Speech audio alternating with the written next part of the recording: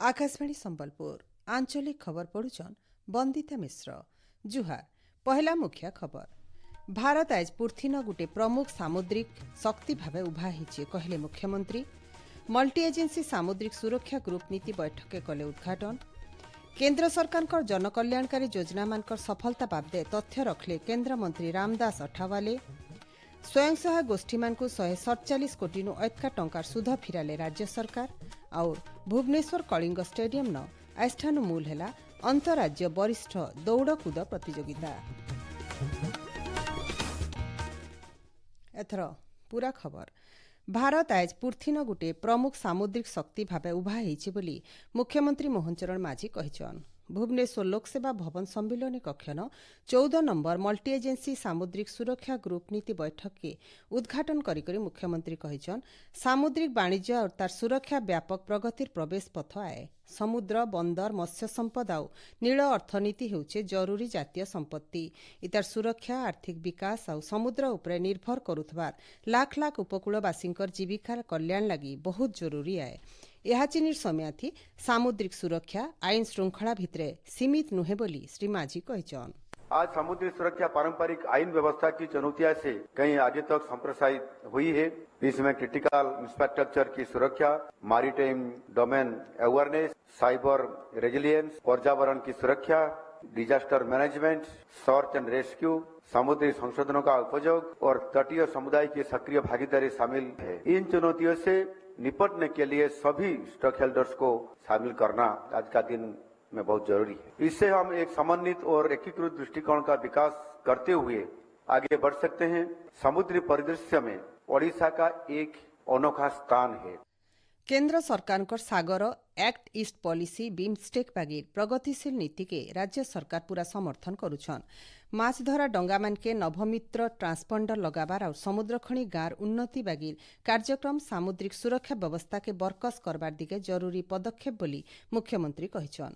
कार्यक्रम थी जातीय सामुद्रिक सुरक्षा समन्वयकारी अवसरप्राप्त भाइस एडमिराल विश्वजित दासगुप्ता जोगदेई करी सामुद्रिक सुरक्षा क्षेत्र थी भिन्न भिन्न मॉडेल और रणनैतिक ढांचा उपरे जोर देइथिले। केन्द्र सामाजिक न्याय एवं सशक्तिकरण राष्ट्रमंत्री रामदास अठावाले आज ओडिशा गस्तती आसिकरी भुवनेश्वर लोकसेवा भवन न मुख्यमंत्री मोहन चरण माझी को भेटिछन। ई अवसरे श्री अठावाले वरिष्ठ अधिकारी मानकर संगे विभागीय कार्यक्रम और योजना बाबदे समीक्षा करिछन। तार उतरु भुवनेश्वर राज्य अतिथि भवन न गुटे सांबादिक सम्मेलन थी जोगदेई करी श्री अठावाले गला 12 बछरे केन्द्र सरकार भिन्न भिन्न जनकल्याणकारी योजनार सफलता बाबदे आलोचना करी कहिछन देशे इहादे तक 58 कोटी अधिका लोकंकर जनधन एकाउंट रहिछे। सेथिर भितरु ओडिशार 2 कोटी 40 लाख अधिका एकाउंट अछि। प्रधानमंत्री मुद्रा योजना थी 10 लाख टंकार ऋण साहाज के एछेन 30 लाख टंका के बढ़ा जाइछे। योजना अधीन थी अब तक 3 कोटी 64 लाख लोक को साहाज दिया जाइछे। उज्ज्वला योजना थी ओडिशार 56 लाख 47 हजार लोक लाभ पाइछन। तृतीय लिंगी मानकर सुरक्षा और सेमानकु अधिकार देवार दिगे सरकार बहुटे निष्पत्ति नैछन। अनुसूचित जनजाति और जातिवर्गर छात्र छात्री संरक्षण और छात्रवृत्ति क्षेत्र थी सरकार नौथवार पदक्षेप उपरे केन्द्र मंत्री श्री अठावाले सूचना देइछन। नुआदिल्ली न आइबा काल 36 नंबर जातीय युवा संसद प्रतियोगिता 2025-26 पुरस्कार वितरण समारोह हेबा।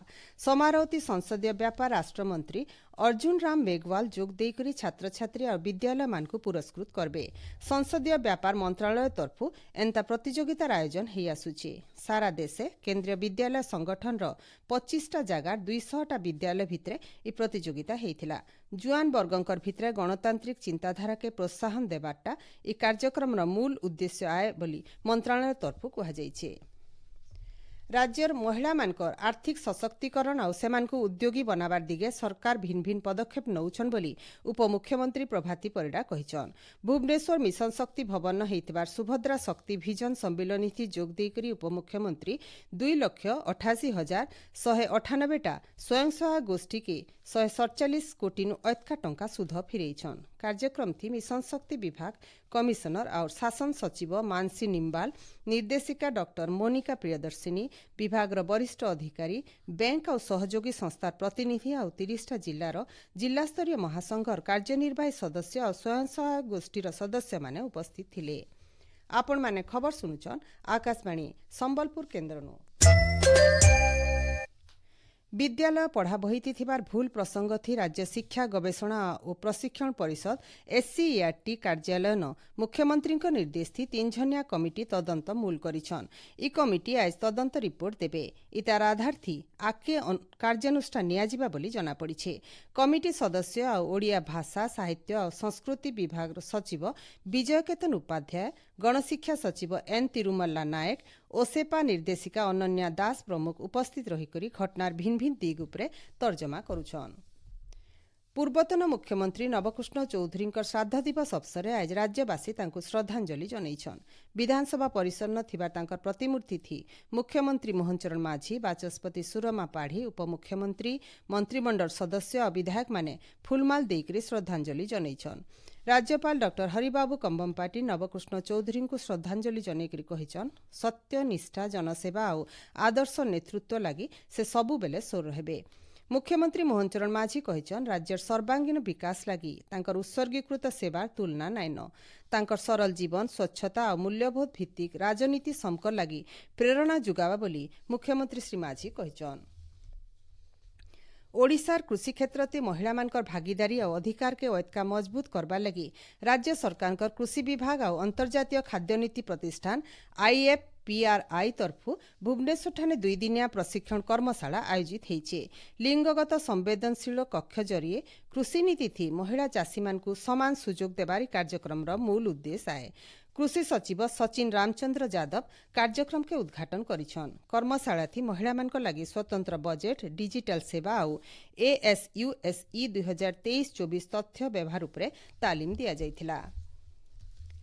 पुरी श्रीमंदिर न आज ज्येष्ठ मासर उज्जवल पखर दशमी तिथि अवसर महाप्रभु मानक राजेन्द्र अभिषेक नीति करा जाउछे। संध्या धूप उतरु इ स्वतंत्र नीति मूल हेइछे। महाप्रभुंकर चलंती प्रतिमा मदन मोहन आज्ञामाल पायला उतरु भोग घर निके विजय करबे। इ समय थी महाप्रभुंकर आलट लागि सहित पणा भोग कराजिबा।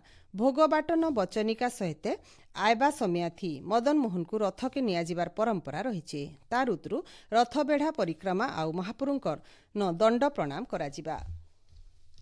राजस्व और विपर्यय परिचालना मंत्री सुरेश पुजारी आज कलाहांडी जिला गस्तथी आसिकरी थुआमूल रामपुर सेमेलपदर जंगल अधिकार हिताधिकारी मानकु जंगल जमी पट्टा और 50टा स्कूल के जमी पट्टा बांटीछन।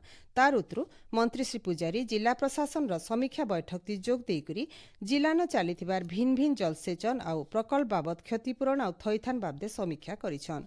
इ अवसरे मंत्री श्री पुजारी कहिछन पट्टा थी थिबार भूल कलम टू करेक्शन जरिए संशोधन कराजिबा। गला 2 बछरे 2,50,00,000 लोककु राजस्व सेवा जुगेई दिया जाइछे। सबुतक सेवा ऑनलाइन मोबाइल ऐप और कैशलेस करा जाइछे बोली मंत्री श्री पुजारी कहिछन। भुवनेश्वर कलिंग स्टेडियम ठाने आजठानु 65 नंबर जातीय अंतरराज्य वरिष्ठ दौड़कूद प्रतियोगिता 2026 मूल हेइछे। 28 तारिख तक हेबार के थिबारी प्रतियोगिता थी 27टा राज्य और केन्द्रशासित अंचल पाखापाखि 630 जन खेलाड़ी भाग नैछन। इथि मोट 45टा वर्ग थी प्रतियोगिता हेबा। कृति प्रतियोगी माने आयबा सेप्टेम्बर मासर 19 तारिख नु अक्टोबर 4 तारिख तक जापान न हेबार के थिबार एशियन गेम्स 2026 थी भाग नेबार सुजोग पाइबे। इहादे केतेटा छोट छोट खबर। राज्य सरकार 2 बछर पूर्ति अवसर विकास धारा ओडिशा सारा कार्यक्रम अधीन देवगढ़ जिला प्रशासन तरफु बारकोड ब्लॉक भिन्न भिन्न उन्नयनमूलक प्रकल्प परिदर्शन करा जाइछे। बौद्ध जिला न भोटर तालिकार स्वतंत्र सघन संशोधन SIR 97% डिजिटाइजेशन प्रक्रिया शेष होइछे। जिला न 99.92% परिगणना फर्म बंटा जाइछे।